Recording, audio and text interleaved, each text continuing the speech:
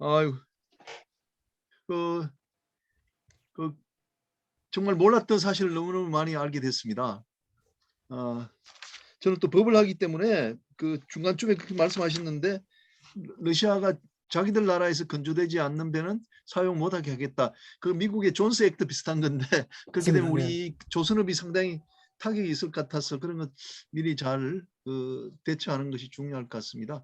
자, 그러면 우리가 예고해 드린 바와 같이 그 최수범 박사님 그리고 권호익 그 이제 부사장님 이렇게 좀 토론을 듣도록 하겠습니다. 우리 최수범 박사님부터 먼저 좀 부탁드리겠습니다.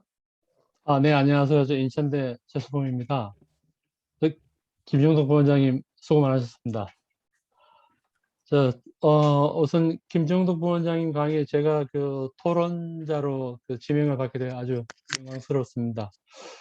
저는 그 현업에 오랫동안 종사를 했고요. 북극 연구에 참여한 지는 불과 한 5년밖에 안 됐기 때문에 사실 북극 연구의 학술적 분야에서는 아직 뭐 저는 초보 수준입니다. 그럼에도 불구하고 저를 아마 토론자로 지명하신 것은 제가 북극 산업 활성화에 아마 작은 그 초석을 더한 그런 기록 때문에 아마 그렇게 저를 하신 걸로 저는 이해를 하고 있습니다. 그 제가 이제 그 저희 그 현업에 있을 때 이력이 그 베링해를 통과하고 북극 항로 베링해와 북극 항로를 통과하고 러시아 내륙 수로를 통과해서 이제 운송 프로젝트를 아마 그게 세계 최초로 성공한 기록으로 아마 남아있는 걸로 제가 알고 있는데요. 그래서 이제 그런 기록이 있고 지금은 제가 인천대에서 그 북극 관련 그 해운 항만 연구하고 이제 아까 부원장님 아주 강조하신 그 북극 원주민에게 그 인천대 물류대학원에서 정부 지원 사업으로 전액 장학 지원금을 줘서 이제 그 사업을 하는 걸 제가 맡고 있습니다. 우리 김정덕 부원장님은 사실 북극 연구에서 뭐 선도자일 뿐만 아니고 사실 우리나라에서 그 학술적, 외교적 북극 지평을 넓히는데 제일 크게 공헌을 하셨던 분이라고 저는 생각하고 있고요. 지금도 그 역할은 아마 계속되고 있다고 저는 생각하고 있습니다. 그 책에서 그 부원장이 말씀하신 야말 LNG 가실 때 그 부원장님은 여객기 타고 가셨는데 저는 갈 때 헬기 타고 갔거든요. 한 4시간 걸렸는데 굉장히 고생스럽게 간 기억이 있습니다. 그 일반인들에게 그 북극은 사실은 그저 그 어떻게 보면 북극곰, 북극의 얼음 정도로 생각할 수 있겠지만, 미래의 북극은 우리에게 진짜 그 모든 분야에서 매우 중요한 한 축이 될 거라고 저는 보고 있습니다. 산업적인 측면에서 보면 그 지난 3월 달에 대만의 그 선사의 그 초대형 컨테이너 선박의 그 수에즈 운하 길막힘 사고가 있었지 않겠습니까? 그 사고로 전 세계적으로 대혼란을 초래했었고 그 이후에 그런 사고는 다시 일어나지 않을 거라고 생각했지만 지난 5월 28일 날 마스크 에메랄드호라는 16,000TU짜리 선박이 엔진 고장으로 또 한 번 그 수에즈 운하에서 길막힘 사고를 유발했습니다. 물론 그 기간 아주 짧은 기간에 이제 엔진이 다시 회복이 돼서 빠져나가긴 했지만 그런 사고가 있었고요. 우리나라가 해상 운송로 확보에 그 우리나라의 경제와 안보에 뭐 얼마나 많은 중요한 영향을 주는가에 대해 굳이 뭐 부연 설명을 하지 않더라도 우리 군의 그 전함이 아덴만에 파견돼서 해상 운송로 주권을 확보하려고 있는 그런 노력을 보고 있으면은 그 중요성을 가늠하지 않을까 그렇게 저는 생각하고 있습니다. 사실 최근 그 국제적으로 크게 이슈가 되고 있는 남중국해 분쟁, 아주 매우 이 극점으로 대치를 하고 있는 남중국해 분쟁, 그리고 말라카 해협이라든가 수에즈 운하 이런 변수들은 우리나라의 그 안정적인 해상 운송로 확보에 이미 경고등이 켜진 것으로 봐도 될 거다. 저는 이렇게 보고 있고요. 북극해 항로는 이러한 해상 운송로 주권 확보의 하나의 그 대안이 될 수 있다라고 그렇게 보고 있습니다. 우리나라에서 유럽과 북미, 그러니까 북동 항로, 북서 항로의 거리가 남방 항로에 비해서 항해 거리가 단축되고 이 북해 항로를 이용하면서 경제적 이점이 있는 것은 뭐 이미 다 밝혀진 바고요. 최근 그 러시아가 그 부원장님 발표에서도 말씀하셨지만 러시아의 그 북극 천연자원 개발이라든가 이런 부분들의 그걸 볼 때 우리가 북극을 좀 더 가까이 가야 하는 큰 이유라고 저는 보고 있습니다. 저는 김종도 부원장의 그 책을 읽으면서 이 글이 그 현 상황을 가장 정확히 진단하고 있다고 생각합니다. 그 책에 쓰신 말씀을 제가 한번 읽어보겠습니다. 어떤 현실이든 북극이 이제껏 경험하지 못한 그 결정적 순간에 다가가고 있다는 사실은 명백해 보인다. 그래서 저는 이 결정적 순간, 다른 말로 티핑 포인트라는 그런 얘기를 다른 뭐 해외 논문에서도 많이 접했는데 부원장님 책에서도 이걸 보니까 새삼 이 북극의 우리가 그 중요성, 북극이 우리가 어떻게 앞으로 다가가야 되는가 이런 거에서 새삼 느꼈고요. 이 말씀은 결국은 우리가 북극을 보호하기 위해 북극에 다가가지 않는 것만이 최선이 아니라는 것으로 저는 이해를 했습니다. 북극은 분명히 보호해야 될 전 지구인의 소중한 자연입니다. 그렇지만 저는 북극이라는 이 자연이 우리 대한민국에 주는 또 다른 선물이라고 생각합니다. 이 기회를 우리 대한민국은 잘 이용해야 된다고 보고 있고요. 저는 사실은 연구자이기 이전에 사업을 하던 기업인이었습니다. 책에서 언급했던 아까 부원장이 말씀하셨던 미국의 알래스카의 매입 관련해서 당시 미국 그 국무장관이었던 윌리엄 스워드는 사실은 그 알래스카를 매입하고 많은 사람들한테 비난을 받았습니다. 사실 알래스카의 면적이 한반도의 한 8배가 되고 미국 모든 주 중에서 가장 넓은 이 땅입니다. 그 알래스카에 가지고 있는 자원은 물론이고 그 전략적 가치는 사실 이루 말할 수가 없죠. 1867년도 스워드 장관이 알래스카를 매입한 가격이 그 당시 가격으로 720만 불인데 현재 가격으로 1억 달러 정도 된다고 합니다. 평당 가격으로 보면 우리 돈으로 당시에 한 5천 원 정도, 지금 현재 가격은 한 평당 한 7만 원 정도. 우리가 북극을 바라보는 시각을 환경을 넘어서 그 시야를 좀 더 넓혀야 하는 좋은 사례가 아닌가 저는 그렇게 보고 있습니다. 저는 부원장님께 국내와 국제 부분에 두 가지 좀 질문을 한번 드렸으면 어떨까 싶습니다. 첫 번째 국내 문제인데요. 최근 그 제2세빙선 건조에 관한 예타 통과로 2025년까지 우리 북극 연구에 전용할 수 있는 연구선이 확보됐다는 것에 사실 굉장히 고무되었습니다. 제가 한 연구자로서. 북극은 분명히 기회의 땅인데 우리 기업이 좀 더 관심과 투자를 이어갈 수 있도록 실질적인 연구가 기업들에게 전달될 수 있도록 그런 기구와 제도가 조금은 아쉽다 이런 생각이 들고요. 이번 정부에서 북방경제협력위원회가 설치되고 저도 물론 거기에서 조금 역할을 하고 있습니다만은 이전 정부보다 좀 더 구체적으로 다가서긴 했지만 돌이켜보면 아쉬운 게 너무 많습니다. 물론 이제 말씀드린 것처럼 앞에 정부들보다는 많은 역할을 하긴 했습니다만은 특히나 그 야말 LNG와 아틱 LNG2에서 투자의 기회를 놓쳤고 그에 상대적으로 일본과 중국은 굉장히 비교되는 결과를 가지고 있거든요. 이런 아쉬운 일이 다시 발생하지 않도록 더 많은 실질적인 노력과 연구가 저는 필요하다고 보고 있고요.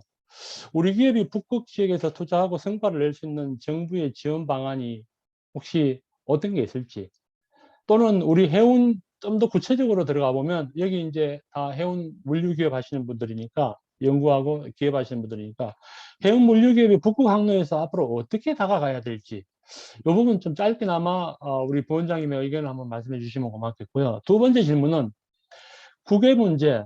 지금 우리가 한중일이 가까운 이웃이기는 한데 요즘 너무 냉랭하거든요. 뭐 냉랭하다 못해 가시가 돋쳐 있는데 그럼에도 불구하고 이 자원이나 항로에 관해서 이 한중일이 상생을 해야 될지 아니면 각자 도생을 해야 될지 질문이 좀 투박합니다. 부원장님의 고견을 좀 부탁드리겠습니다. 감사합니다.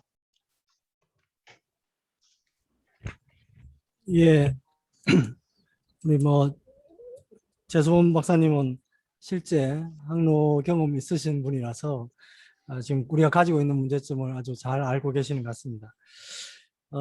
우리가 야말하고 아크틱 LNG2의 투자 기회를 가지지 못했죠. 가지지 못했습니다. 아마 기본적으로 미국과 러시아 간의 경제 제재 문제가 그 배경에 깔려 있는 걸로 봐집니다. 그래서 우리나라의 많은 기업들이 러시아의 은행들이 지금 세컨더리 보이콧을 당할 가능성이 있기 때문에 아무래도 기업 입장에서는 큰 손실을 볼 수 있거나 또는 큰 위기에 처할 수 있기 때문에 아마 덜 하는 것 같은데, 중국은 별로 신경 안 쓰는 것 같고요.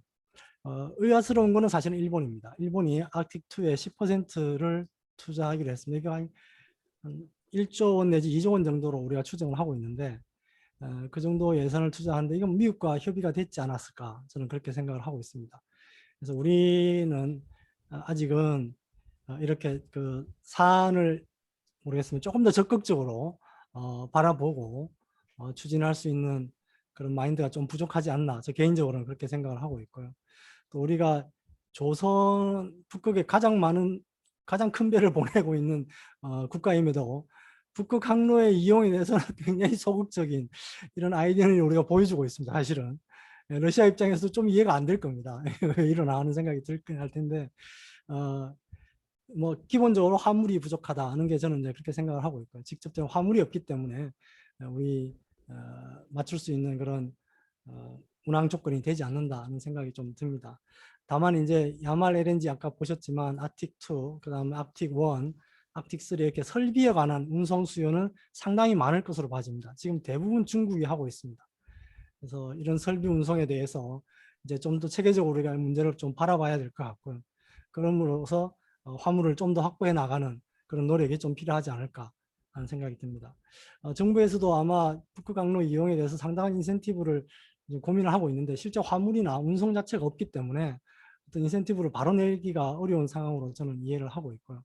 우리가 북극 문제를 하나의 항로에 화물을 보낸다 이렇게 보지 말고, 아까 제가 말씀드린 것처럼 다양한 시각에서 다양한 분야의 협력을 강화해 나가는 것이 아마도 그 다음 단계에서 북극 항로가 됐든 자원 이용이 됐든 그런 부분에 좀 더 쉽게 접근할 수 있는 토대가 되지 않을까 하는 생각이 좀 듭니다. 한중이 이런 굉장히 유사한 상황에 있죠. LNG를 가장 많이 세계에서 쓰는 1, 2, 3등. 그다음에 선박 뭐 열심히 만들고 있는 나라. 그다음에 에너지 자원 수요가 어마어마한 나라이기도 합니다. 또 해운 산업이 상당히 발전해 있는 나라이기도 하고요. 공통점이 상당히 많습니다. 근데 이게 지난 3년 전까지는 비슷하게 갔던 것 같아요. 제가 이렇게 같이 이야기를 해보면 난 2년 전부터는 조금 갈라지는 것 같습니다. 중국은 조금 더 전략적인 부분으로 접근을 해 나가는 것 같고요. 일본은 완전히 에너지 자원, 지금 원전 문제도 그쪽에 있으니까 에너지 자원 쪽으로 초점을 바꾸면서 에너지를 매개로 한 그런 활동에 이제 진행을 보여줄 것으로 저는 생각을 합니다. 우리는 조금은 어정쩡한 그런 단계에 있고, 물론 조선소에서 많이 노력을 하셔가지고 선박을 주로 공급하는 그런 상황은 되고 있지만, 약간은 세계 국가가 결을 좀 달리해 가기 시작했다 이런 생각이 듭니다. 그 공통은 여전히 북극 항로에 있습니다. 그래서 항로 부분은 제가 보기에는 국제적인 룰이 북극 항로에도 적용이 될 수 있도록 이 세계 국가가 계속해서 연구와 또 푸시를 해 나가야 될 것 같고요. 또 안전 문제 이런 부분들은 서로 공히 나눠야 될 부분이 아주 많다고 생각을 하고 있습니다. 이 트레이닝 같은 것도 서로 같이 공유할 필요가 있다고 저는 생각을 하고 있습니다. 그래서 하나하나씩 이제 문제를 좀 태클을 해 나가야 되는 그런 시점은 오는 것 같고, 이건 뭐 정부뿐만 아니라 기업 그리고 학교에서도 같이 노력을 해 주셔야 되는 부분이라고 저는 생각을 하고 있습니다. 예. 예, 감사합니다. 좋은 질문, 좋은 그 답변이셨습니다. 그 일본이 아마 그 아크틱2에 뭐 1조에서 2조 그 투자를 했는데 우리는 아마 투자를 못했다는 점을 강조해 주신 것 같습니다. 그 다음에 권의 그 부사장님, 네네네. 안녕하세요. 좀 말씀 좀 부탁드리겠습니다.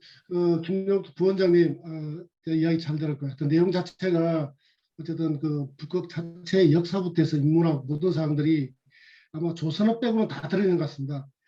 특히 이제 강조를 하시지만 저하고 이제 김종덕 부원장님하고는 상당히 오랫동안 저도 이제 아틱 LNG를 하다 보니까 어쩔 수 없이 이제 아틱 북극 이사회도 한국 대표팀 멤버로 해가지고 같이 출장도 가고 해서 뭐 아이슬란드, 노르웨이 뭐 여러 군데 출장을 갔습니다.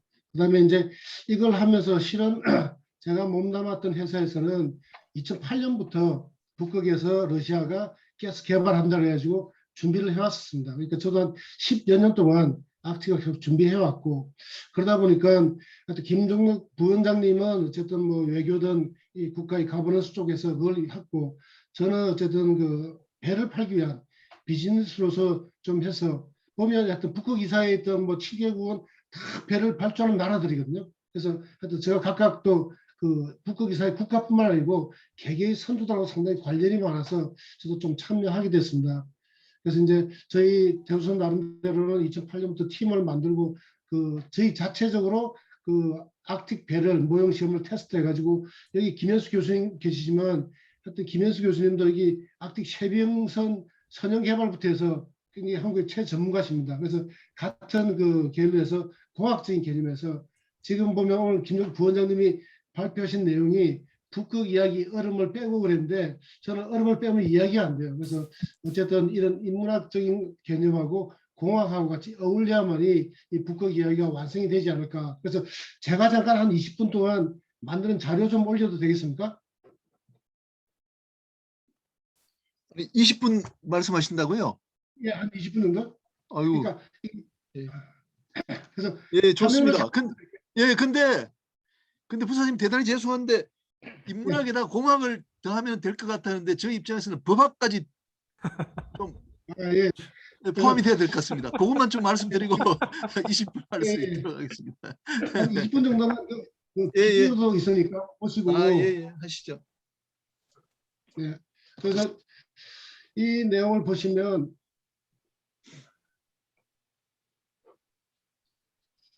그래서 이제 이게 실은 제가 2017년에 한국에서 아틱 shipping 세미나가 열렸는데 이 자료를 옛날 제가 한국에서 발표를 했고 이 내용을 좀 업데이트를 시켰습니다. 그래서 보시면 이게 이제 쉐빙 LNG 선이면서 세상에 없던 배를 만드는데 아마 이해하시는 데 좀 도움이 되지 않을까 싶습니다. 그래서 이제 그 보면 이제 KBS 동영상입니다. 내려가는 혹한이 오히려 장점입니다. Сама природа помогает нам более эффективно сжижать газ вот с помощью, извините, такой низкой температуры. Будет работать там, на 10% эффективнее производить больше КП.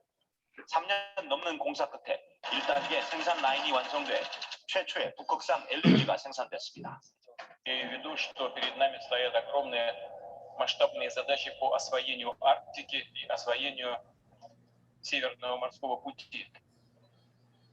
이게 뭐냐면 이제 카타르가 현재 세계 제1의 LNG 생산국인데 여기 여름에 플러스 50도입니다. 근데 야말 가면 겨울에 영하 50도니까 온도 차이가 100도 차이 납니다. 그러니까 그만큼 액화시키는 비용이 절감이 되면서 그 효율적으로 할 수 있고요. 또 다른 걸 보면 LNG를 실은 선박은 한국 기업이 만든 세계 최초의 쉐빙 LNG 선입니다. 최대 2m의 얼음을 깨고 나가는 이 선박은 국내에서 이틀 사용할 수 있는 17만 세제곱미터의 LNG를 운송합니다. 그래서 이제 이런 배를 만들게 된 배경이 실은 보면 아까 김종국 부원장님 말씀하셨지만 이 북극에 어마어마한 이제 리소스가 있습니다. 뭐 기름, 그러니까 러시아 가스가 80%가 이 북극에 있는데 실은 왜 이 LNG를 개발하게 되었냐 그러면 지금까지는 파이프라인 시베리아 가스를 그 유럽 쪽으로 가는데 이제 우크라이나 사태도 있고 벨라루스도 있고 하니까 그거 못 가다 보니까 결국 액화를 시켜서 배로 운송해야 된다. 그런 이제 보고 저희가 2008년부터 그럼 저희에 맞는 합당한 배, 그러니까 LNG 선뿐만 아니고 기름도 필요하고 그다음에 미네랄이 엄청 많기 때문에 미네랄 관련하고 그 기회 자체가 보면 어쨌든 기회고 어쨌든 얼음이 줄어드는 거는 환경적으로 굉장히 나쁜 거지만 어쨌든 저희한테 기회였습니다. 그래서 이 얼음 줄어드는 속도가 엄청나게 빨랐습니다. has dropped to its smallest size in recorded history. It's now 3.41 million square kilometers, or 1.32 million square miles. The coverage of sea ice was relatively stable from 1979 to 2000, but has since been reduced by nearly 50%. 이제 50%가 이렇게 줄어들게 됩니다. 그래서 보면 이 매년 어떤 월별로 다니면서 배가 운하는 게 계절별로 좀 여러 가지 차이가 있습니다. 그래서 이제 얼음이 이제 하는 것도 얼어보는 게 뭐 해마다 다르겠지만 결국은 이 얼음이 어는 게 그 녹는 게 결국 7월부터 11월까지는 거의 배가 자유롭게는 아니지만 어쨌든 내빙 성능, 쉐빙이 아니고 내빙 성능만 가지면 다닐 수 있고 이게 점차 하면서 점점 이게 얼음이 그 배가 다닐 수 길이가 좀 늘어납니다. 얼음 두께도 점점 얇아지고요. 그래서 퍼스트 이어 얼음은 한 1.6m. 그러니까 저희가 만든 그 쉐빙선은 최대 2.1m까지 깰 수 있기 때문에 거의 1라운드 지금 겨울에도 지금 그 러시아에서 이 배를 운항을 하고 있습니다. 그래서 이 만든 배가 그 말씀하셨지만 지금 러시아 쪽에서는 여기 전체 다 하면 그 지금 현재 카타르가 한 연간 7,700만 톤의 LNG를 만드는데 이게 다 완성이 되고 나면 한 1억 3천만 톤 세계 제1의 LNG 수출국이 되겠다 이런 야심을 가지고 있습니다. 그래서 이 쉐빙을 하게 되면 결국 영하 50도를 견디는 이 이제 그 윈트라이제이션이 돼야 되고요. 또 얼음을 깰 수 있기 때문에 깨야 되기 때문에 앞뒤에 쉐빙 기능 이 배는 이제 양쪽으로 선수섬이 다 깰 수가 있고 그다음에 얼음을 깨면서도 19.5m 달리는 물론 이제 오픈 시리겠지만 이런 기능을 망라해서 하기 때문에 기존 배가 LNG 캐리어가 한 2억 불 정도 같다면 이게 3억 한 2천만 불 그러니까 1억 2천만 불이 그 추위를 견디면서 얼음을 깨고 그다음에 얼음을 견디고 하는 그런 게 다 들어갔습니다. 그래서 이 배는 이제 더블 액팅을 해서 배가 앞뒤로 갈 수 있는데 앞으로 가는 것보다는 배가 뒤로 가는 게 상당히 훨씬 유리합니다. 왜냐하면 세 개의 아지포드가 있어가지고 배 뒤에서 이렇게 돌아가면서 심한 얼음에서는 선미로서 이 프로펠러가 얼음을 갈아내는 믹스기 역할을 하면서 이 추진을 합니다. 그래서 저희가 이제 아이스 테스트를 다 했고 근데 아이스 테스트 할 때에도 이런 사이즈 배가 없었기 때문에 저희가 일반적인 익스포넨셜이 아니라 엑스트라폴레이션까지 하면서 이렇게 했던 그게 있습니다. 그래서 결론적으로는 이런 그 시뮬레이션과 그 테스트가 최종적으로는 결과적으로 성공을 했다 볼 수 있고요. 그래서 얼음을 깨면서 제일 중요한 것이 이제 여러 가지 쉐빙 기능이 있는데 레벨 아이스라든지 터닝선이라든지 배가 또 이제 얼음 산맥을 또 뚫고 나가는 그런 기능들을 다 만족을 시켰습니다. 시간상 통과하겠습니다. 그래서 말씀하신 대로 이제 그 폴라 코드가 만들어지면서 그 벙커 CU, HFO는 이제 못하게 됐고 앞으로는 일단 어느 기름도 안 되는데 이것도 별개로 북극이나 남극뿐만 아니고 이제 전 지구적으로 이 CO2 규제를 하면서 앞으로 배에서는 기름을 사용하지 못하게 될 겁니다. 그렇게 되면 자연적으로 이 기름 유출에 대해서 이 오염 확산이라든지 이게 어느 정도 줄어들기 때문에 앞으로는 이렇게 자연스럽게 LNG나 암모니아가 하게 되면 이 벙커시 이게 기름에 대한 그건 좀 줄어들지 않을까 이렇게 생각하고 있습니다. 그다음에 이제 이걸 하기 위해서 LNG가 그 쉐빙, 내빙이 아니라 쉐빙까지 하시려 그러면 지금까지 만드는 배에서 획기적으로 변화가 필요합니다. 그래서 만든 그 선체 보강 자체가 생각 이상으로 상상 이상으로 많이 들어가야 되고 그래서 배가 상당히 무거워지면서 그 무거워진 무게만큼 또 배수량을 견뎌야 되기 때문에 일반 LNG 캐리어보다도 좀 약간 깊은 드라프트에 배폭이 커지면서 그런 배수량을 견뎌야 된다. 그래서 상당히 많은 시뮬레이션과 얼음 테스트까지 하는 그걸 거쳤습니다. 그래서 제가 실제 배 모여 그 블록을 만들면서 얼음을 가지고 부딪히면서 충격을 어떻게 하는지 그것까지 테스트 다 끝났고요. 그래서 이 배 구조가 보면 상당히 이제 복잡하면서 어느 형태든지 저희가 다 해야 됩니다. 그래서 전체적으로는 그 배 웨이트 컨트롤 왜냐하면 배가 너무 또 무거워지면 아까 말한 그 터미널들에 들어갈 때 문제가 생깁니다. 저쪽은 아까 사베타 쪽에는 굉장히 드레징을 많이 해야 되기 때문에 그 드라프트 컨트롤이 굉장히 어렵고 그다음에 또 강제 자체가 쉬운 강제가 아닙니다. HT 500강이라는 게 그래서 용접을 하면서도 미리 예열을 다 해야 하기 때문에 특별한 용접 그게 필요하고 어떤 형태든 이제 안에 또 LNG를 하기 위해서 그 안에 또 화물창을 특별히 또 만들어야 됩니다. 그래서 그런 사항들 다 하면서 이게 또 마이너스 50도 되면 그 선실하는 뭐 플러스 30도 같으면 한 80도 되는 온도 차이에서 콘덴세이션이라든지 눈이 오면서 덕트가 막힌다든지 그다음에 갑판에 얼음 쌓일 때 얼음을 제거하기 위해서 히팅 매트를 깐다든지 그래서 여러 가지 그러니까 위치에 따라서 히팅 시스템도 그 일렉트릭 히팅이 있고 스팀 히팅이 있고 글리콜 워터 히팅도 있고 하여튼 그런 사항까지 저희가 다 만들고 해서 결국 그 이 배를 완성을 시키게 되었습니다. 그래서 보시면 결국 이제 이 얼음에서 가더라도 이 배가 브레이크가 있기 때문에 상당히 많이 충격과 일반 배는 이렇게 얼음하고 부딪히면 이 얼음하고 같이 가게 되면 이게 찢어집니다. 선체가. 그래서 이걸 견디게끔 선수에는 뭐 70대 이상의 굉장히 특수함을 써야 되고요. 그래서 옆에 보시면 되고 하여튼 여러 가지 그 조난 사고라든지 스테빌리티 문제 하여튼 이런 그다음에 특히 또 얼음이 많이 쌓이면 얼음 무게로 해서 스테빌리티가 나빠집니다. 그것까지 감안했을 때 적절한 그 스테빌리티 계산을 해야 되고요. 물론 이제 타이타닉이 얼음에 이제 부딪혔지만 앞으로 이런 상황은 안 생기도록 레이더부터 다 잘 해야 될 것 같고 그래서 이제 이 아크틱 쪽에는 이제 무궁무진한 이제 그 가스가 있고 오일도 있습니다. 그다음에 이 가스전에서 같이 나오는 이 콘덴세이터 오일이랑 같이 있기 때문에 그걸 여하히 잘 해야 되면서 앞으로 향후 이제 1년 내내 얼음을 깨고 갈 수 있는 컨테이너선도 저희가 이미 2015년도에 컨셉 디자인을 다 마쳤고요. 그다음에 오아 캐리어 또는 이제 니켈부터 시작해서 철광석을 북극에서 1년 연중으로 실현하는 배 디자인을 하였고, 그다음에 아까 북극 항로 이야기 나왔지만 수에즈가 막히면서 이제 사람들이 생각이 됩니다. 만약 한중일에서 유럽까지 다이렉트 가는 배는 만약 수에즈 운하나 통과 못하면 이 어디로 갈 것인가?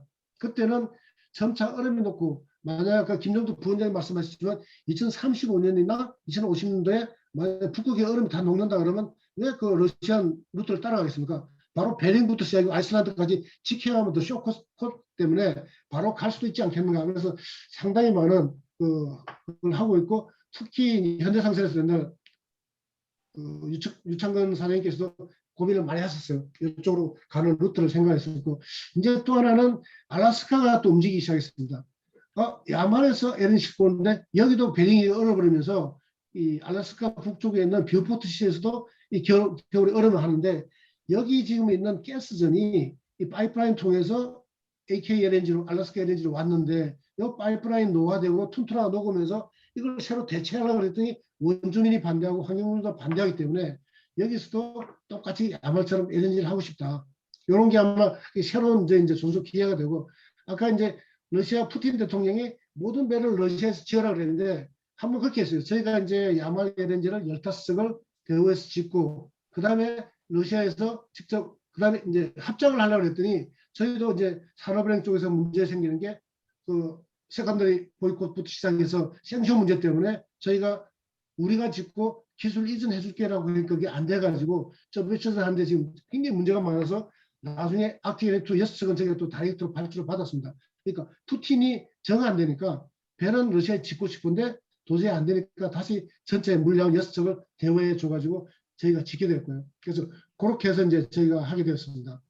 그래서 간단하게 아마 이제 배에 대해서 이렇게 좀 말씀을 드리면 실은 그 여러 가지 이슈가 있겠지만 그 환경적인 문제를 떠나서 이제 우리가 그 물리적으로 우리가 그 이익을 따지고 비즈니스 입장 볼 때는 어쨌든 또 다른 기회다. 그래서 그게 그 해운 물량과 마찬가지로 조선에서는 적절하게 저달을 저희가 러시아 선수를 아무리 도와줘도 똑같이 저희가 그 퍼스트 그레이드 배를 만들지 못합니다.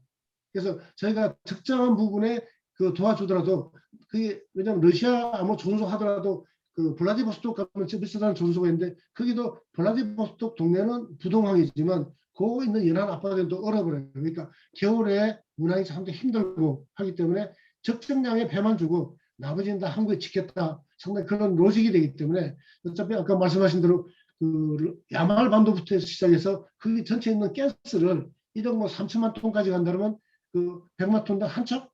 그러면 뭐 추가적으로 한 100척의 LNG 캐리어가 나온다고 보면 그 러시아에서 1년에 몇 척을 짓겠습니까?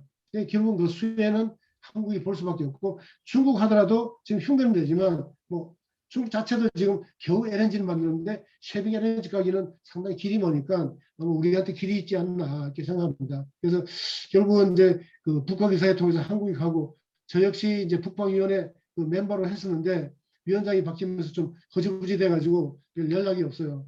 근데 이제 어쨌든 저희는 북극은 가야 될 길이고 그래서 오늘 제가 지금 토론자를 했기 때문에 요 기술적인 공학적인 관점에서 조선 입장을 좀 대변해 드렸습니다.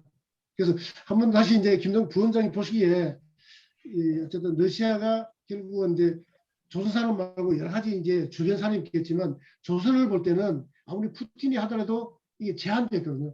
그래서 한국에 올 수밖에 없는데 혹시 그 점 어떻게 생각하세요? 다른 분야에서 또 조선을 키운다든지 러시아가 결국 동쪽과 서쪽이 있는데 동쪽에 겨우 했고 물류 때문에 그 점 어떻게 보십니까? 예, 아유, 뭐 여러 번 들어도 너무 좋은 말씀이라서 아마도 세빙 LNG선은 러시아가 힘들 거라고 저는 생각을 하고 있습니다. 근데 러시아가 재밌는 것이 이미 다른 배들은 많이 짓고 있어요. 심지어 원자력 세빙선까지 짓고 있습니다. 근데 이게 문제는 화물선을 못 짓는 그런 상황이거든요. 그래서 추후에 모르겠습니다. 중국이 어떤 협력을 가져갈지 모르겠는데 중국과 러시아가 가까워지는 조선 분야에 가까워지는 상황도 우리가 면밀히 봐야 될 거라고 봐지는데 우선은 세빙 LNG 선에 대해서는 뭐 확실한 우위를 가지고 있다. 저는 그렇게 생각을 하고 있습니다.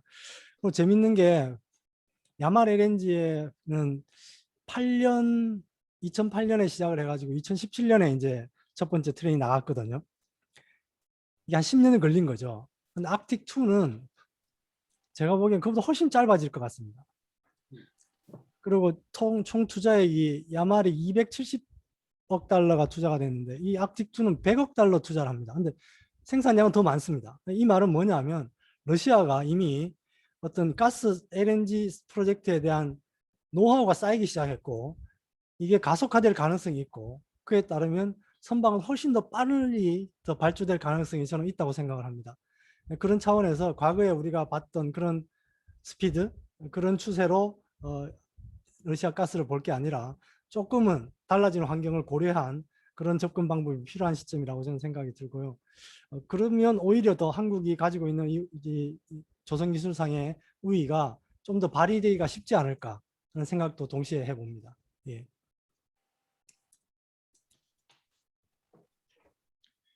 예, 감사합니다.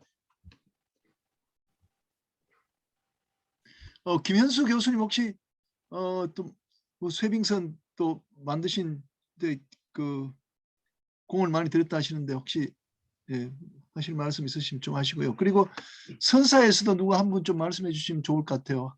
항해 관련해서요.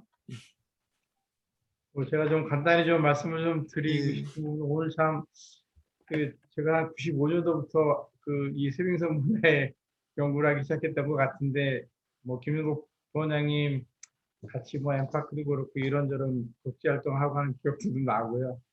우리 권호익 부사장님께서 말씀하신 페스포 티말이 첫 LNG선 시운전 같은 생각도 나고 아라운 타고 난것가고 했던 생각도 나고 참 좋은 것들을 참 추억을 이렇게 되돌릴 수 있는 기회에서 너무 좋았던 것 같고요.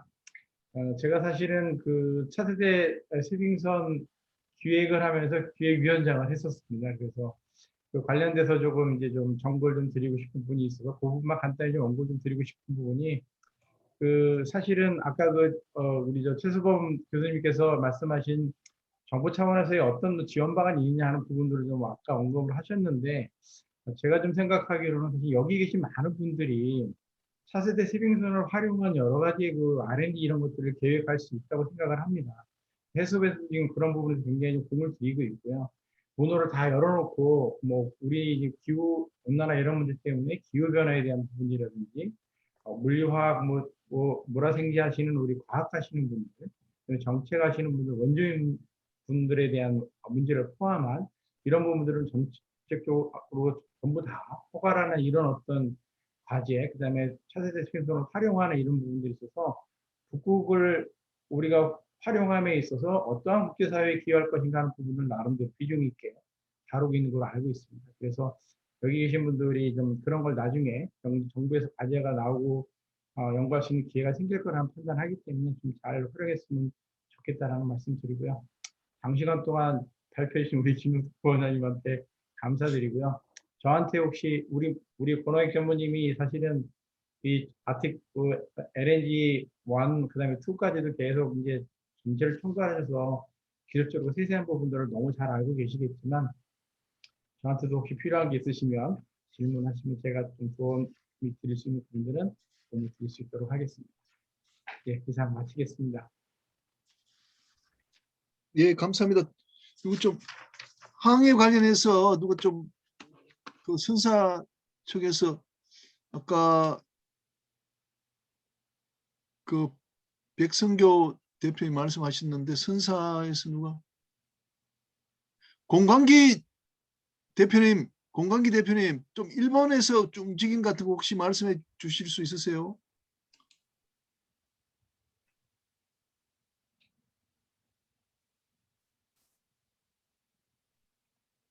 공광기 대표님. 김여 교수님, 제가 말씀, 예. 이스켄 예. 사장님. 예. 사실은 이제 북극 항해에 대해서 가장 선사들이 좀 두려워하는 게 정말 해양 오염 사고 같아요. 1989년도 그 알래스카 그쪽에서 발생한 엑손 발데즈 그 사고 때문에 참 그 트라우마가 있죠, 이 선주들은. 그래서 이 당분간 그 위험 때문에 상당히 두려움이 있다고 봅니다. 그래서 이제 탈탄소 이게 좀 발전이 되면서 정말로 이제 우리가 그 지금 쓰고 있는 이 선박의 연료율을 여러 가지 수소라든가 LNG라든가 다른 쪽으로 대체가 된 이후에 그때 아마 선주들이 좀 관심을 갖고 적극적으로 그 북극 항로에 뛰어들지 않을까 이런 생각이 듭니다. 그래서 그때까지는 우리도 좀 관심을 갖고 집중적으로 좀 그 북극 그 해에 대해서 좀 연구도 좀 많이 하고 그러면서 이 조선 기술은 그동안 권오익 부장이 많이 발전을 시킨 것 같아요. 그래서 그런 이제 쉐빙 능력만 딱 갖추면은 탈탄소 대지 쉐빙 능력 갖추면 좀 북극 항로를 좀 마음대로 다닐 수 있지 않겠습니까? 그러면은 꼭 수혜지구나 막히는 그런 염려도 하지 않고 먼 데로 갈 필요도 없고 여러 가지 좋을 것 같습니다. 그리고 폴라코드 부분도 사실은 이제 그 환경 오염이라든가 또 그 안전에 대한 여러 가지 그거를 2017년에 그렇게 만든 걸로 알고 있는데 좀 이 세월이 지나다 보면은 그런 부분도 업데이트 해가면서 좀 해야 될 것 같아요. 특히 그 안전 문제. 선원들이 만약에 그런 어떤 거기서 충돌 사고라든가 이런 걸로 해서 바다에 빠졌을 때 극한의 상황에서 정말 어떻게 그 생명을 살릴 수 있는지 아마 지금 같은 환경에서는 바로 그냥 거기서 익사하자마자 바로 아마 사망하게 되는 그런 상황이 벌어질 것 같아요. 그래서 그런 부분도 같이 어떤 그 업데이트가 되면서 좀 변화가 일어나야 될 것 같습니다. 네, 이상입니다. 예, 감사합니다. 근데 뭐 제가 잘은 모르는데 우리가 북극 이사회가 이제 8개 회원국이 있고 38개 옵저버가 있는데 우리나라나 일본 같은 경우에는 거기가 영토가 없고 섬이 소유가 아니기 때문에 그 뭐랄까 그 영해 배타적 경제 수역을 우리가 안 갖지 않습니까? 그리고 우리가 단지 바다에 대해서 가질 수 있다면은 이제 그 공해에서의 그 항해의 자유 그리고 배타적 경제 수역에서 항해의 자유 이제 그거랑 연결시켜서 우리가 항해에 대해서는 뭐랄까 그 어떤 권리를 갖는다고 이렇게 볼 수 있으니까 8개 회원국에 비해서는 할 수 있는 일이 굉장히 제한적이다 이렇게 볼 수 있는 것 같고 아까 말씀하신 대로 막 선박을 건조해가지고 뭐 야말 프로젝트에 들어간다든지 하는 그런 것은 이제 상업적으로 계약만 체결되면 되니까 우리한테 기회가 참 많다 이런 생각이 듭니다. 그래서 오늘 뭐 토론은 좀 이렇게 많이 된 것 같고요. 오늘 특별하게 들어오신 분들이 또 계셔가지고 좀 몇 분 더 소개해드리면 우리 그 이동빈 전 수협 은행장님께서 오늘 또 들으셨습니다. 그래서 이동빈 지금 수협장님하고요. 또 한 분이 임충식 저기 청장님 혹시 계시나요?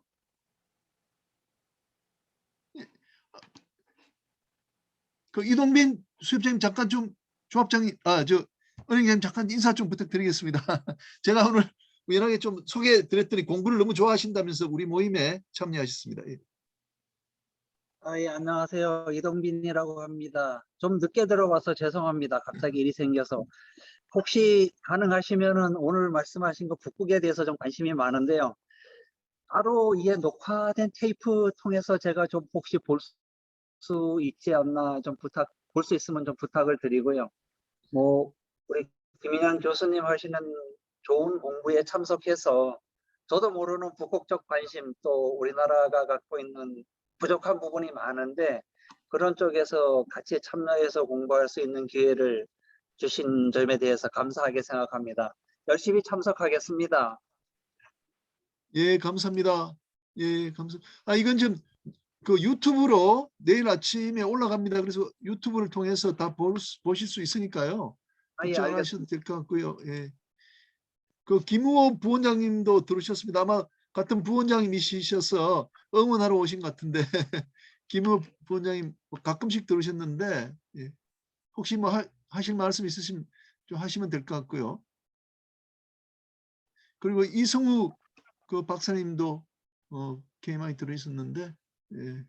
말씀 있으시면 뭐 하셔도 될 것 같습니다. 특별한 말 없습니다. 열심히 들었습니다. 예, 감사합니다. 예, 예. 윤세리 변호사님.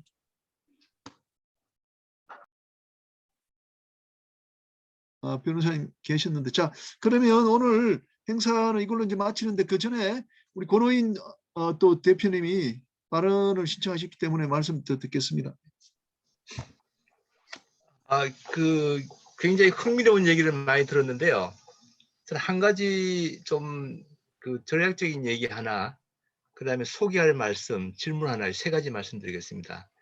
아까 그 해운회사의 북극 항로를 말씀드렸는데 지금 컨테이너의 한정에서 말씀드리면은 태평양 항로, 아시아 유럽 항로, 대서양 항로로 나누면은 컨테이너 선 사이즈가 대충 정해져 있습니다. 유럽 항로는 2만 TU급이 추정이 됐죠. 아시아 유럽 항로가. 그래서 수에즈 항로가 문제가 생기면은 차기 항로는 희망봉이 됩니다. 수에즈 희망봉. 이 두 군데 다가 문제가 생겼을 때에 제3의 루트가 북극 항로가 될 건가 말 건가 라는 순서로 보시는 게 좋지 않겠느냐. 그런 말씀 하나 드리고요. 전략적으로 한국이 해운회사가 북극 항로를 바라보는 것보다는 조선산업이 북극 항로에 좀 적극적으로 대처하는 게 한중일 조선소 실력을 놓고 봤을 때에 유리하지 않을까 그 생각을 갖고 있습니다. 두 번째는 아까 저 소개 말씀 중에 스발바르 노르웨이 령의 시드볼트를 말씀하셨는데 글로벌 시드볼트가 딱 두 군데입니다. 스발바르하고 한국의 경북 봉화입니다. 우리가 잘 모르고 있는 것 같은데 스발바르는 작물에 대한 종자 보관소고요. 한국의 그 봉화에 있는 것은 야생 종자에 대한 보관소입니다. 딱 두 군데밖에 없습니다. 세 번째 좀 궁금했던 게 아까 그 들어가기에 이방인이라는 표현을 쓰셨는데 이방인 한자가 이주할 이자를 쓰셔서 보통 이방인은 달을 이를 쓰는데 어떤 차이가 있을까 좀 궁금했습니다. 이상입니다.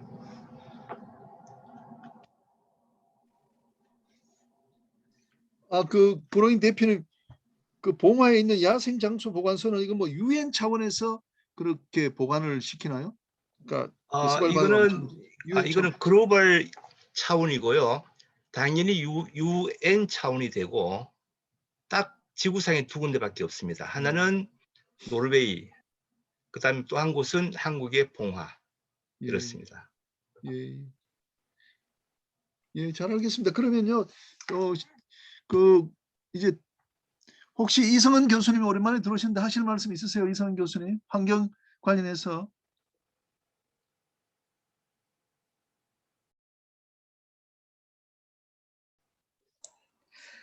안녕하세요. 오늘 제가 김종덕 부원장님 그 강의를 너무 기대하고 많이 들어서요. 제가 전공하고 있는 부분과 많이 중복되어서 저 또한 많이 배우고 또 토론을 통해서 더 심도 있는 그런 배움이 있어서 감사합니다.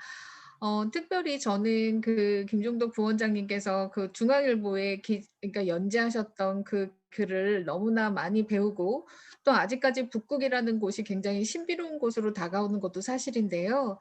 그 북극이 정말 그 환경 위기의 가장 최전방에 서 있다는 것을 더 실감했던 그런 시간이었던 것 같습니다. 북극은 뭐 책의 제목은 얼음을 빼고라고 얘기했지만 그 사실은 북극에 정말 그 빙하가 녹으면 태양이 흡수되는 그런 것으로 인해서 온난화는 더 뜨거워질 것이고, 그다음에 또 바다에 대한 해수면 상승이라든지 산성화, 그 밖에 무슨 뭐 여러 가지 메탄가스, 지금 코로나로 너무나 힘들어하고 있는 이 상황에서 더 이상 거기 영구 동토층에서 우리가 알 수 없는 그런 박테리아나 그런 바이러스들이 어떻게 우리가 인류를 침범할 수 있는 것은 우리가 방어하지 못하고 있는 그런 현실에 처해 있는 것 또한 북극을 사수해야 된다고 저는 생각합니다. 그래서 북극 연구자들이 조금 더 대중과 소통하고 있는 그런 채널을 좀 많이 이렇게 알려주셨으면 하는 바람이고요. 또 저기 부원장님께서 처음에 강의하실 때 막 이렇게 인제 그 의자가 막 이렇게 돌리시면서 북극을 얘기를 하셨을 때 굉장히 그 회고했던 그 북극에 가서 생각나는 그런 경험들, 뭐 에피소드가 많이 생각나셨던 것 같아요. 그래서 그리고 또 그때 막 이렇게 그 친구분의 죽음을 좀 애도하는 그런 마음도 제가 또 공감할 수 있었고요. 뭐 여러 가지 정말 그런 노출을 통해서 이렇게 알고는 있었지만 또 이렇게 실질적으로 이렇게 또 세션을 통해서 제가 듣고 있었을 때 앞으로 좀 더 북극을 좀 더 사수하고 기후 위기에 처해 있는 것이 아직까지도 뭐 어떤 정치적인 어떤 그런 이슈에 이것이 아직도 그 가짜다 아니면 무슨 뭐 사기다 하는 그런 페이크의 그런 정치적인 이슈로 우리가 어떻게 보면 이렇게 휘둘리지 않아야 될 것이다라는 것을 많이 배웠던 시간이었습니다. 너무 감사하고요. 더운 여름에 모두들 건강들 잘 챙기시길 바라겠습니다. 예, 감사합니다. 그러면 이제 마치도록 하고요. 고민영 교수님. 예, 고민영 교수님. 그 아까 저기 우리 권호익 전무님이 부사장님이 이 문학 플러스 범학이면 충분하다 그렇게 하셨는데 범학을 빠뜨리셔가지고 우리 저는 이제 해상법이지만 또 헌법이 법중에 최고신데 한 말씀 하시면서 네. 재밌게 우리 모임을 오늘 좀 마쳐주시기 바랍니다. 네. 오늘 조금 전에 우리 이승원 교수님이 환경적으로 코멘트 하신 거는 빼고 우리 김종덕 부원장님의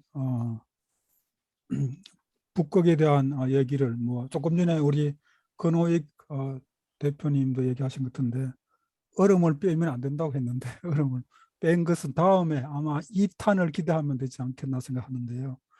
하여튼 좋은 발표 그리고 또 지정 토론 그리고 또 자발적 토론 등을 통해서 많이 배웠습니다. 특히 저는 딴 분들하고 중복을 피하기 위해서 제가 안 한 것만 제가 말씀을 드리면 처음에 인트로덕션 부분에서 북극의 어원에 대해서 아크틱 어원에서 아크티코스라고 하면서 큰 곰의 땅이다 이렇게 해서 곰을 얘기하셨는데 제가 생각해 보니까 우리나라도 당군 왕금 당군 신화에 보면 곰이 나오잖아요. 그래서 상당히 너무 친근감이 들어가지고 제가 가끔씩 미련한 곰이라고 남들이 얘기하거든요. 그래서 제가 아마 이 아크티코스와 같이 돼서 우리 시베리아도 우리와 같은 민족이 아닌가 그런 생각이 들어서 굉장히 그냥 갑자기 더위가 날아가면서 너무 시베리아의 그 시원한 바람이 부는 것 같은 느낌을 받았고요.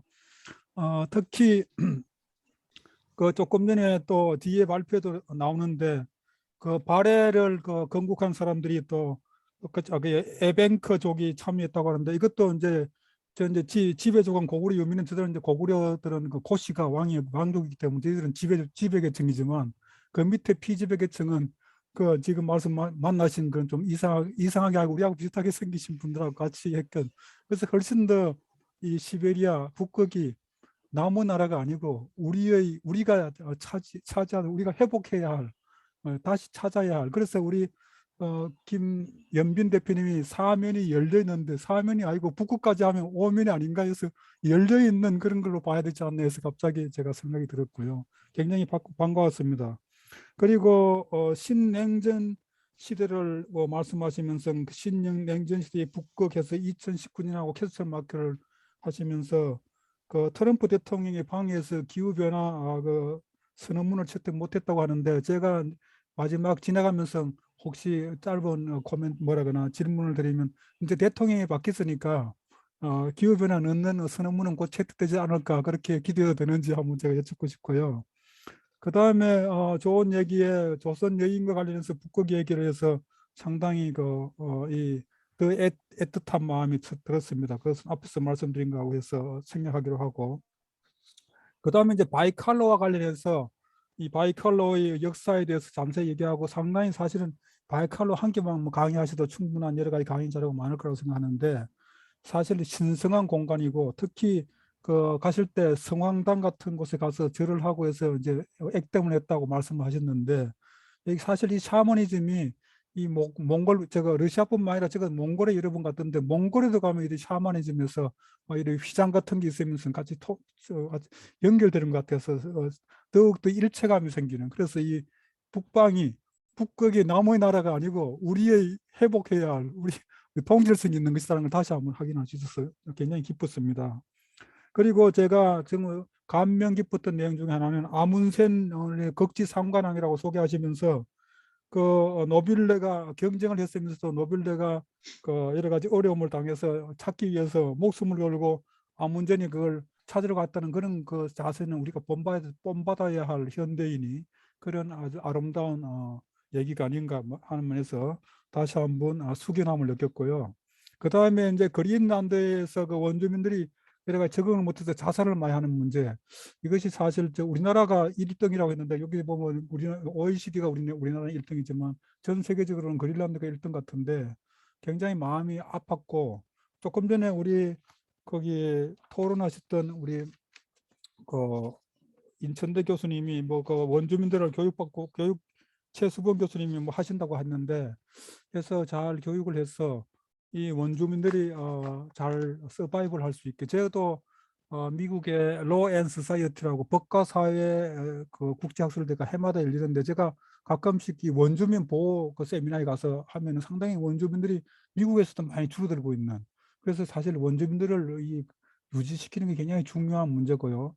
원주민들이 있어야 사실은 그 원주민이 옛날에 그 선조로부터 지켜왔던 그 전통 아름다운 것을 살릴 수 있는, 그런 면에서 우리가 다시 한번 현대가 꼭 근대화 내지 발전이 꼭 명사는 아니고 조상의 지혜를 빌리는 것도 상당히 의미가 있다고 하는 의미에서 상당히 이 자살률을 낮추고 원주민들을 잘 보호하는, 그래서 뭐 거기에 북극 이사회에서도 원주민 의견을 뭐 존중한다고 반영하는데 얼마나 존중할지, 뭐 그래서 내가 보기로는 말씀은 그렇게 하시도 뭐 대다수 그 나라들은 원주민이 다수가 아니고 이 다수결에 의하면 소수기 때문에 말은 그렇게 돼 있지만 제대로 지키지 않는 거 아닌가, 그런 제가 그런 추측인데 혹시 잘못된 건가 한번 확인해 주시면 좋겠고요.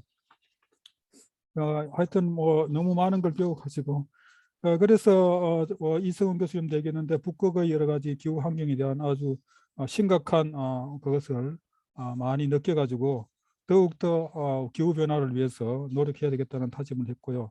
특히 그 원주민 언어, 원주민의 자살하는 것뿐만 아니라 언어가 감소하는 이것도 상당히 문제고, 그래서 우리 김민영 교수님 설명해 주셨는데 이게 그 자기 모국어라든가 북한 헌법에는 이런 게 있어요. 우리 헌법이 없는 건데 통일이 되면 우리가 반드시 배워야 할 점인데요.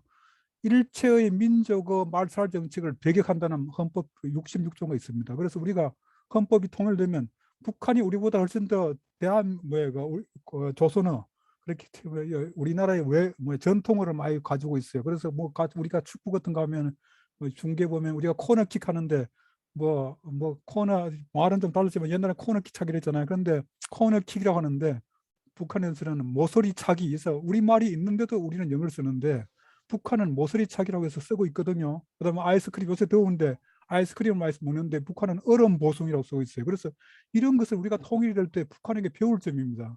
그래서 북한은 무조건 무시하면 안 되고 그런 지혜를 우리가 배워야 되는. 그래서 북한 헌법 66조에 있는 일체의 민족의 이 멸실 말살 정책을 배격한다는 것을 우리가 배워야 되는 저거 이 북극의 그 원주민 언어가 줄어드는 것과 같이 관련해서 같이 고민할 사항이 아닌가 생각하고요. 마지막으로 이 철새가 이 날아다니면서 여러 가지 수원 중독을 일으켜 가지고 철새를 먹는 여러 사람에게 또 뭐 이 여성들에게 많은 피해를 준다는데 이 철새가 아무 죄도 없는데 철새가 날아간 곳에 피해를 입히는 거예요. 그래서 오늘 가끔씩 정치인들이 보면요. 어떤 정치인이 A당에 있다가 B당에 오고 뭐 탈당하면 제가 철새 정치인이라는데 그 정치인은 철새가 아니에요. 철새는 보호하는 대상이고 철새 정치인은 보호 대상이 아닙니다. 그래서 그 정치인에게 철새를 붙이면 안 됩니다. 함부로 철새를 붙이면 안 됩니다. 철새는 보호 대상이고 그런 지도 없는 국회의원은 보호 대상이 아닙니다. 그래서 우리 철새를 제대로 알아야 되고 철새가 중독되지 않게 수온에 중독되지 않게 전 세계적인 협력이 필요하지 않나. 그래서 오늘 귀한 발표를 통해서 많이 배웠습니다. 더위를 무더위를 제가 익히도록 없애도록 제가 노래 좀 웃기려고 했는데 제대로 전달된지 모르겠는데요. 편안한 밤 되시기 바랍니다. 감사합니다. 예, 감사합니다. 예, 감사합니다. 지금 우리 좀 행정적인 좀 말씀드리면요. 좀 한여름이기 때문에 2주 쉬고 나서 말이죠. 8월 14일 날 오창봉 대선 조선의 본부장님이 그러니까 대선 조선과 선박 건조 과정에 대한 설명을 해주실 겁니다. 아마 우리가 조선 쪽에 계시지 않는 분들한테는 굉장히 재미있고 많은 지식을 얻는 그런 시간이 될 것 같습니다. 그리고 또 한 가지는 우리가 지금 하고 있는 작업이 이제 강의 또 듣는 것도 중요하지만 이걸 우리가 책자로 만들려고 지금 하고 있지 않습니까? 그래서 저자와의 대화 책자가 29일 날 나옵니다. 그런데 처음에 우리가 예상했던 기획했던 거는 우리 고려대학의 큰 강의실을 빌려가지고 출판 기념회를 하려고 했었어요. 근데 지금 분위기 자체가 4단계가 이게 연장이 돼서 다음 주 뭐 금요일 토요일 행사를 현장에서 못 할 것 같아요. 그러면 우리들 의견 중에 몇 개는 지금처럼 이걸 온라인으로 출판 기념회를 하자 이런 의견이 있거든요. 그래서 아마 이제 뭐 다음 주 토요일 날 이 시간에 그때는 뭐 이렇게 길게는 안 할 거고 아마 8시부터 뭐 9시, 8시 반까지 한다든지 이런 식으로 한번 저희들이 한번 기획을 하고 있습니다. 그래서 단톡방에 올려가지고 많은 분들하고 같이 좀 기쁨을 그렇게 함께 할 수 있도록 그렇게 한번 해보겠습니다. 하여간 통보를 드리겠습니다. 일단 공식적으로는 한 2주간 쉰 다음에 다시 여러분들 모시도록 하겠습니다. 8월 14일 날 모시도록 하겠습니다. 오늘 대단히 좋은 발표해 주신 김종덕 부원장님께 다시 한번 박수 좀 부탁드리겠습니다. 예, 토론해 주신 여러분들 대단히 고맙고요.